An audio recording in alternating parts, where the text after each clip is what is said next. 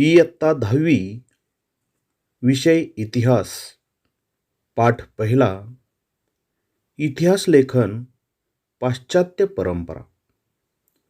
या पाठामध्ये आपण खालील उपघटकांच्या आधारे अभ्यास करणार आहोत. त्यामध्ये 1.1 इतिहास लेखनाची परंपरा, 1.2 आधुनिक इतिहास लेखन, 1.3 युरोपमधील वैज्ञानिक दृष्टिकोनाचा विकास आणि इतिहास लेखन, 1.4 महत्त्वाचे विचारवंत. गतकाळात घडून गेलेल्या घटनांची क्रमशः संगती लावून त्यांचे आकलन करून घेणे या उद्देशाने इतिहासाचे संशोधन, लेखन आणि अभ्यास केला जातो. ही एक अखंडितपणे चालणारी प्रक्रिया असते. वैज्ञानिक ज्ञानशाखांमध्ये उपलब्ध ज्ञानाची सत्यता पडताळून पाहण्यासाठी प्रायोगिक पद्धती आणि प्रत्यक्ष निरीक्षण यांचा अवलंब केला जातो. या पद्धतीच्या आधारे विविध घटनांच्या संदर्भातील सार्वकालिक आणि सार्वत्रिक नियम मांडणे आणि ते नियम पुन्हा पुन्हा सिद्ध करता येणे शक्य असते. इतिहास संशोधनामध्ये प्रायोगिक पद्धती, प्रत्यक्ष निरीक्षण यांचा अवलंब करणे शक्य नसते, कारण इतिहासातील घटना घडून गेलेल्या असतात तेव्हा त्यांच्या निरीक्षणासाठी आपण तेथे नसतो व त्या घटनांची पुनरावृत्ती करता येत नाही. तसेच सार्वकालिक आणि सार्वत्रिक नियम मांडणे आणि ते नियम सिद्ध करता येणे शक्य नसते. सर्वप्रथम ऐतिहासिक दस्तऐवज लिहिण्यासाठी ज्या भाषेचा आणि लिपीचा वापर केला गेला असेल त्यांचे वाचन करण्यासाठी आणि त्याचा अर्थ समजण्यासाठी ती भाषा आणि लिपी जाणणाऱ्या तज्ज्ञाची आवश्यकता असते. त्यानंतर अक्षरवटिका म्हणजे अक्षराचे वळण, लेखकाची भाषाशैली, वापरलेल्या कागदाच्या निर्मितीचा काळ आणि कागदाचा प्रकार, अधिकारदर्शक मुद्रा यासारख्या विविध गोष्टींचे जाणकार संबंधित दस्तऐवज अस्सल आहे की नाही हे ठरवण्यास मदत करू शकतात. त्यानंतर इतिहास तज्ज्ञ ऐतिहासिक संदर्भाच्या तौलनिक विश्लेषणाच्या आधारे दस्तऐवजातील माहितीच्या विश्वासार्हतेची पडताळणी करू शकतात. इतिहासाची मांडणी. इतिहास संशोधन पद्धती कशा पद्धतीने असते, इतिहासाची मांडणी कशी केली जाते हे या मुद्द्यांच्या आधारे पाहूया. यामध्ये उपलब्ध ऐतिहासिक माहितीचे संदर्भ तपासणे, ऐतिहासिक माहितीचे संकलन, ऐतिहासिक बदलांना कारणीभूत असणाऱ्या प्रक्रियांचे स्वरूप अधोरेखित करणे, त्यांचे तौलनिक विश्लेषण करणे, विशिष्ट ऐतिहासिक घटनांच्या उपलब्ध माहितीचे स्थल कालात्मक संदर्भ तसेच ऐतिहासिक अभ्यास पद्धतीच्या विविध संकल्पनात्मक चौकटींचे आकलन करून घेणे, ऐतिहासिक संदर्भाशी निगडित योग्य प्रश्नांची मांडणी करणे, संभाव्य परिकल्पना मांडणे, इतिहासाच्या साधनांचे चिकित्सक संशोधन करणे. या पद्धतीने इतिहास संशोधन केले जाते आणि इतिहासाची मांडणी केली जाते. इतिहास संशोधनास सहाय्यभूत होणाऱ्या विविध ज्ञानशाखा व संस्था आहेत. उदाहरणार्थ पुरातत्व, अभिलेखागार, हस्तलिखितांचा अभ्यास, पुराभिलेख, अक्षरवाटिकाशास्त्र, भाषा रचनाशास्त्र, नाणकशास्त्र, वंशावळींचा अभ्यास इत्यादी. या पाठातील पहिला घटक इतिहास लेखनाची परंपरा. इतिहासात उपलब्ध पुराव्यांचे चिकित्सापूर्वक संशोधन करून भूतकाळात घडून गेलेल्या घटनांची मांडणी कशी केली जाते हे आपण पाहिले. अशी मांडणी करण्याच्या लेखन पद्धतीला इतिहास लेखन असे म्हणतात. अशा प्रकारे इतिहासाची चिकित्सापूर्वक मांडणी करणाऱ्या संशोधकाला इतिहासकार असे म्हटले जाते. अर्थातच इतिहासाची मांडणी करताना भूतकाळात घडून गेलेल्या प्रत्येक घटनेची नोंद घेणे आणि तिचे ज्ञान करून देणे इतिहासकाराला शक्य नसते. इतिहासाची मांडणी करताना इतिहासकार भूतकाळातल्या कोणत्या घटनांची निवड करतो हे त्याला वाचकांपर्यंत काय पोचवायचे आहे यावर अवलंबून असते. निवडलेल्या घटना आणि त्यांची मांडणी करताना अवलंबलेला वैचारिक दृष्टिकोन या गोष्टी इतिहासकाराच्या लेखनाची शैली निश्चित करतात. जगभरातील प्राचीन संस्कृतींमध्ये अशा प्रकारे इतिहास लेखन करण्याची परंपरा नव्हती, परंतु त्या लोकांना भूतकाळाची जाणीव किंवा जिज्ञासा नव्हती असे म्हणता येणार नाही. वडीलधाऱ्या व्यक्तींकडून ऐकलेल्या पूर्वजांच्या जीवनाच्या पराक्रमाच्या गोष्टी पुढच्या पिढीपर्यंत पोचवण्याची आवश्यकता त्या काळीही भासत होती. गुहाचित्रांद्वारे स्मृतींचे जतन, कहाण्यांचे कथन, गीत आणि पोवाड्यांचे गायन यासारख्या परंपरा जगभरातील संस्कृतींमध्ये अतिप्राचीन काळापासून अस्तित्वात होत्या. आधुनिक इतिहास लेखनात त्या परंपरांचा साधनांच्या स्वरूपात उपयोग केला जातो. माहीत आहे का तुम्हाला? फ्रान्स येथील लूव्र या संग्रहालयातील सर्वाधिक प्राचीन शिलालेख. वरील चित्रात हातात ढाल आणि भाला घेतलेल्या सैनिकांची शिस्तबद्ध रांग आणि त्यांचे नेतृत्व करणारे सेनानी दिसत आहेत. ऐतिहासिक घटनांच्या लिखित नोंदी करण्याच्या परंपरेची सुरुवात मेसोपोटेमियातील सुमेर संस्कृतीमध्ये झाली असे सद्य परिस्थितीत म्हणता येईल. सुमेर साम्राज्यात होऊन गेलेले राजे, त्यांच्यामधील संघर्षाच्या कहाण्या यांची वर्णने तत्कालीन शिलालेखांमध्ये जतन केलेली आहेत. त्यातील सर्वाधिक प्राचीन शिलालेख सुमारे 4500 वर्षांपूर्वी सुमेरमधील 2 राज्यांमध्ये झालेल्या युद्धाची नोंद करणारा असून तो सध्या फ्रान्समधील लूव्र या जगप्रसिद्ध संग्रहालयात ठेवलेला आहे. या पाठातील दुसरा मुद्दा आधुनिक इतिहास लेखन. आधुनिक इतिहास लेखनाच्या पद्धतीची 4 प्रमुख वैशिष्ट्ये सांगितली जातात. 1. ही पद्धती शास्त्रशुद्ध आहे. तिची सुरुवात योग्य प्रश्नांची मांडणी करण्यापासून होते. 2. हे प्रश्न मानव केंद्रित असतात, म्हणजेच ते भूतकाळातील विविध मानवी समाजाच्या सदस्यांनी विशिष्ट कालावधीत केलेल्या कृतींसंबंधी असतात.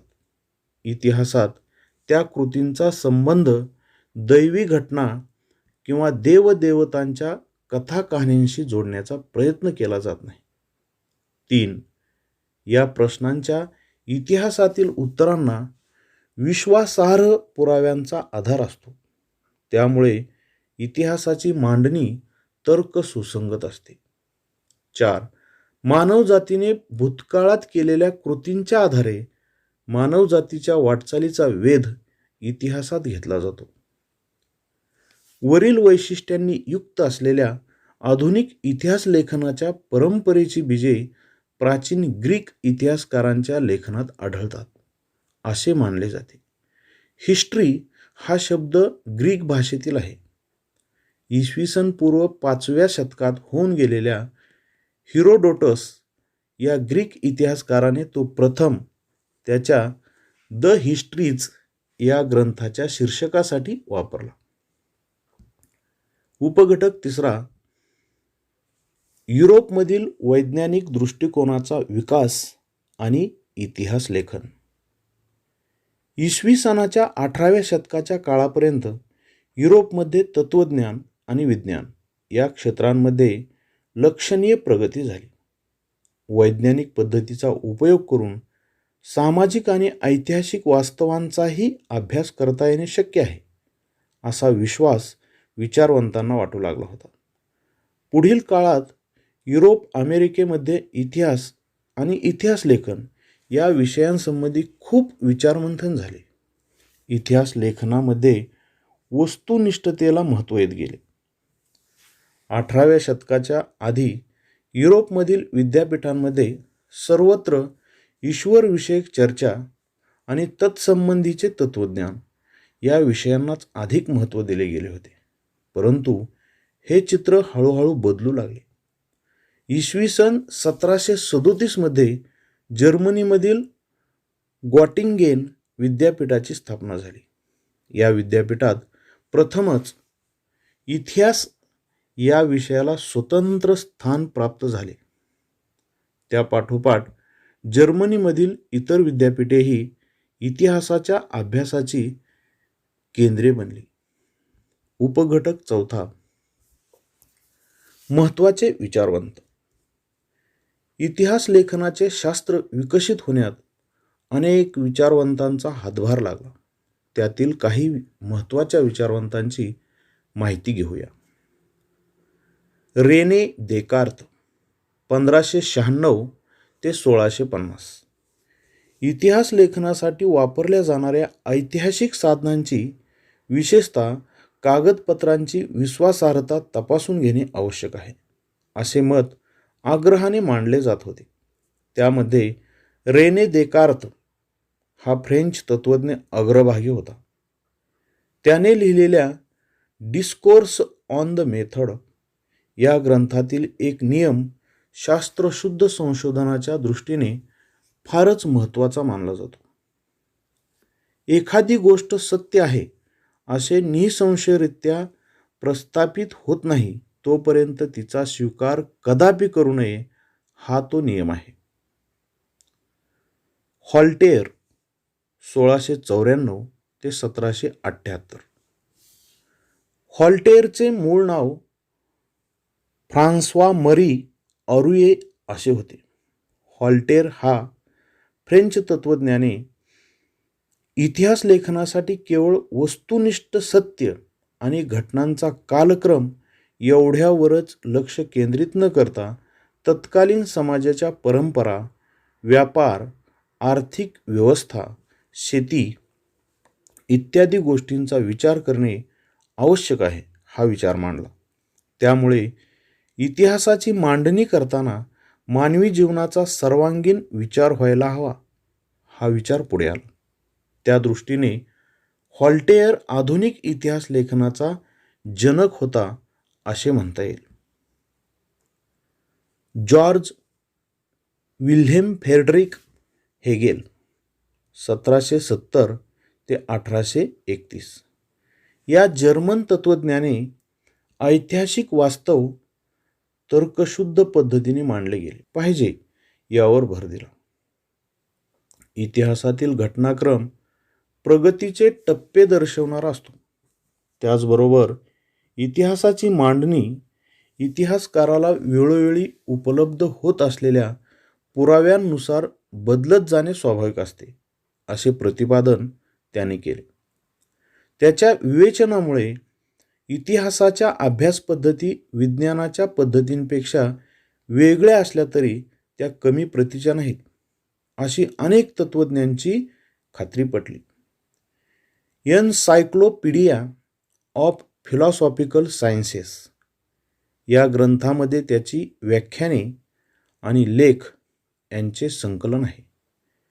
हेगेलने लिहिलेले रिझन इन हिस्ट्री हे पुस्तक प्रसिद्ध आहे. जाणून घ्या.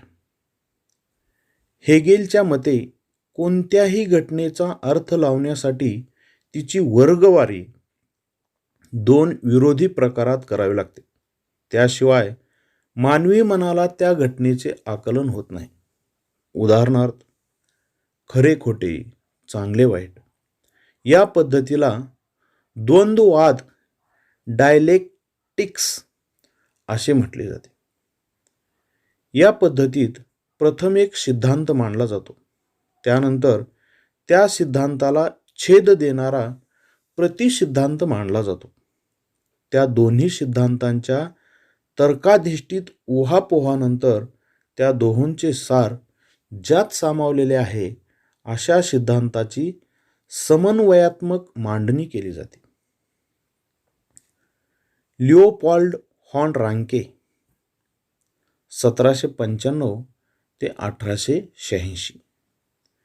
19व्या शतकातील इतिहास लेखनाच्या पद्धतीवर प्रामुख्याने बर्लिन विद्यापीठातील लिओपॉल्ड हॉन रांके याच्या विचारांचा प्रभाव होता. त्याने इतिहास संशोधनाची चिकित्सक पद्धती कशी असावी ते सांगितले. मूळ दस्तऐवजांच्या आधारे प्राप्त झालेली माहिती ही सर्वाधिक महत्त्वाची आहे यावर त्याने भर दिला. तसेच ऐतिहासिक घटनांशी संबंधित असलेल्या सर्व प्रकारची कागदपत्रे आणि दस्तऐवज यांचा कसून शोध घेणे अत्यंत महत्त्वाचे असल्याचे त्याने सांगितले. अशा पद्धतीने ऐतिहासिक सत्यापर्यंत पोचता येणे शक्य आहे असा विश्वास त्याने व्यक्त केला. इतिहास लेखनातील काल्पनिकतेवर त्याने टीका केली. त्याने जागतिक इतिहासाच्या मांडणीवर भर दिला. The theory and practice of history आणि the secret of world history या ग्रंथांमध्ये त्याच्या विविध लेखांचे संकलन आहे. कार्ल मार्क्स 1818 ते 1883. 19व्या शतकाच्या उत्तरार्धात कार्ल मार्क्स याने मांडलेल्या सिद्धांतांमुळे इतिहासाच्या दृष्टिकोनात महत्त्वाचा बदल घडवून आणणारी वैचारिक प्रणाली अस्तित्वात आली. इतिहास अमूर्त कल्पनांचा नसून जिवंत माणसांचा असतो. माणसांमधील नातेसंबंध, त्यांच्या मूलभूत गरजा भागवण्यासाठी उपलब्ध असलेल्या उत्पादन साधनांच्या स्वरूपावर व मालकीवर अवलंबून असतात. समाजातील वेगवेगळ्या घटकांना ही साधने समप्रमाणात उपलब्ध होत नाहीत. त्यातून समाजाची वर्गवारी आधारित विषम विभागणी होऊन वर्ग संघर्ष निर्माण होतो. मानवी इतिहास अशा वर्ग संघर्षाचा इतिहास असून ज्या वर्गाच्या ताब्यात उत्पादन साधने असतात तो इतर वर्गांचे आर्थिक शोषण करतो अशी मांडणी त्याने केली. त्याचा दास कॅपिटल हा ग्रंथ जगप्रसिद्ध आहे. ॲनल्स प्रणाली. 20व्या शतकाच्या सुरुवातीस फ्रान्समध्ये ॲनल्स नावाने ओळखली जाणारी इतिहास लेखनाची प्रणाली उदयाला आली. ॲनल्स प्रणालीमुळे इतिहास लेखनाला एक वेगळीच दिशा मिळाली. इतिहासाचा अभ्यास फक्त राजकीय घडामोडी, राजे, महान नेते आणि त्या अनुषंगाने राजकारण, मुत्सद्देगिरी, युद्धे यांच्यावर केंद्रित न करता तत्कालीन हवामान, स्थानिक लोक, शेती, व्यापार, तंत्रज्ञान, दळणवळण, संपर्काची साधने, सामाजिक विभागणी आणि समूहाची मानसिकता यासारख्या विषयांचा अभ्यास करणेही महत्त्वाचे मानले जाऊ लागले. ॲनल्स प्रणाली सुरू करण्याचे आणि तिचा विकास करण्याचे श्रेय फ्रेंच इतिहासकारांना दिले जाते. स्त्रीवादी इतिहास लेखन. स्त्रीवादी इतिहास लेखन म्हणजे स्त्रियांच्या दृष्टिकोनातून केलेली इतिहासाची पुनर्रचना. शुमा द बोहा या फ्रेंच विदुषीने स्त्रीवादाची मूलभूत भूमिका सिद्ध केली. स्त्रीवादी इतिहास लेखनामध्ये स्त्रियांचा अंतर्भाव करण्याबरोबर इतिहास लेखनाच्या क्षेत्रातील पुरुषप्रधान दृष्टिकोनाचा पुनर्विचार करण्यावर भर दिला गेला. त्यानंतर स्त्रियांच्या आयुष्याशी निगडीत नोकरी, रोजगार, ट्रेड युनियन, त्यांच्यासाठी काम करणाऱ्या संस्था, स्त्रियांचे कौटुंबिक आयुष्य यासारख्या विविध पैलूंचा सविस्तर विचार करणारे संशोधन सुरू झाले.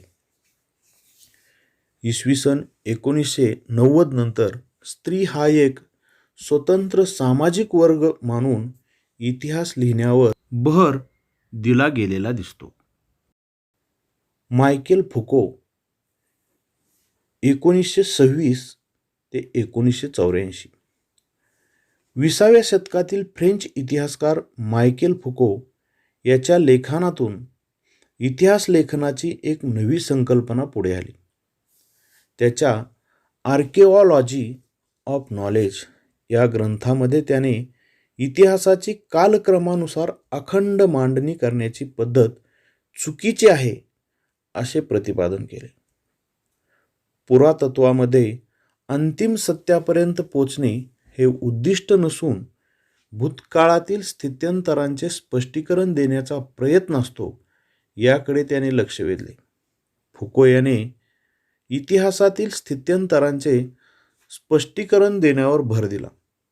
म्हणून त्याने या पद्धतीला ज्ञानाचे पुरातत्व असे म्हटले. इतिहासकारांनी पूर्वी विचारात न घेतलेल्या मनोविकृती, वैद्यकशास्त्र, तुरुंग व्यवस्था यासारख्या विषयांचा त्याने इतिहासाच्या दृष्टीतून विचार केला. आधुनिक इतिहास लेखनाची व्याप्ती अशा रीतीने सतत विस्तारत गेली. साहित्य, स्थापत्य, शिल्पकला, चित्रकला, संगीतकला, नृत्यकला, नाट्यकला, चित्रपट निर्मिती, दूरदर्शन यासारख्या विविध विषयांचे स्वतंत्र इतिहास लिहिले जाऊ लागले. पुढील भागात आपण पाठ 2 इतिहास लेखन भारतीय परंपरा अभ्यासणार आहोत.